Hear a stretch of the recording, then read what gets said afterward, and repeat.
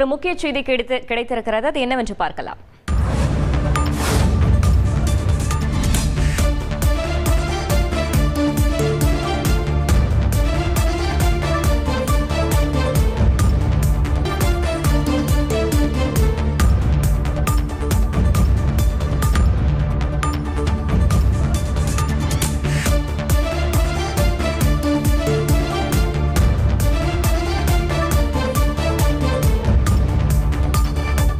Pastor John Jebaraj மீது போக்சோவில் வழக்கு பதியப்பட்டிருக்கிறது. இது பற்றின பாஸ்டர் ஜான் ஜெபராஜ் மீது போக்சோவில் வழக்கு பதிவு செய்யப்பட்டுள்ளது என்ற தகவல் பெரும் பரபரப்பை ஏற்படுத்தியுள்ளது.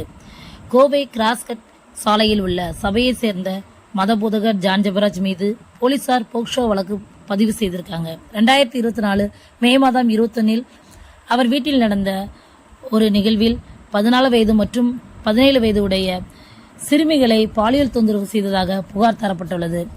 அனைத்து மகளிர் காவல் நிலையத்தில் சார்பாக போக்சோ வழக்கு பதிவு செய்யப்பட்டுள்ளது. மேலும் அவர் இப்பொழுது தலைமறைவாக உள்ளார். அதனால் தனிப்படை அமைத்து கன்னியாகுமரி செங்கோட்டை பகுதிகளில் தேடுதல் வேட்டை நடைபெற்று வருகிறது. தொடர்ந்து போலீசார் விசாரணை நடத்தி வருகின்றனர். தற்பொழுது இந்த தகவல் காட்டுத்தீயாக வலைதளங்களில் பரவி வருகிறது.